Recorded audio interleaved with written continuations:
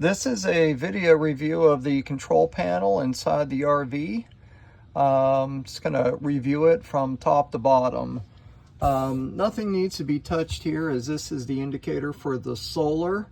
And this is just, if it's illuminated like that, it just means it's telling you it's charged. In the event of a power failure, the receptacles on the wall are marked with a blue tag if they are ones that will work using solar. If there is a power failure, the microwave, air conditioner, those will not work. And most of the other appliances will switch to gas. So again, this will only generate power to necessity items like the water pump and a few of the outlets with the blue tags, and also the lights. This is the ceiling fan for in the master living area. All you have to do is switch this to on and it'll turn on. You don't really need to mess with these other things, the direction, unless you want to adjust the speed. During your short stay, most of these items up here, these indicator lights, you don't need to worry about those. We've got everything emptied out for you and or set up to drain properly. So no need to look at any of these lights here. These buttons will, of course, light up and tell you like the battery is full. And some of these indicator lights have sensors on tanks, like the black tank and gray tank. These sensors are not accurate. They're saying, like right now, they're full, but they're not. So don't be fooled by these. Awning, retract, and extend. So retract obviously means pull it in. Extend means to push it out. Please remember that if there is a storm, you do not want to have the awning out. Make sure that it is retracted. The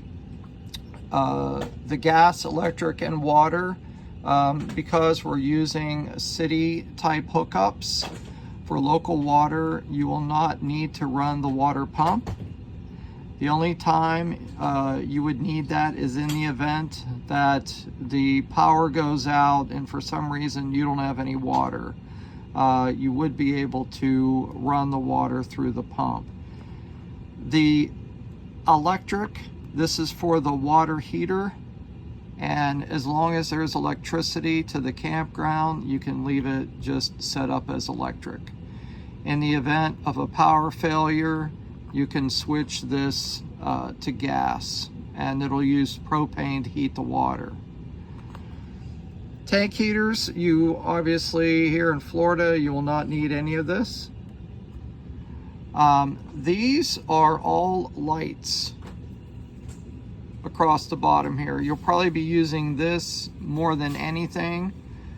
So you can play around with these. This is the front of the coach, the big cap light.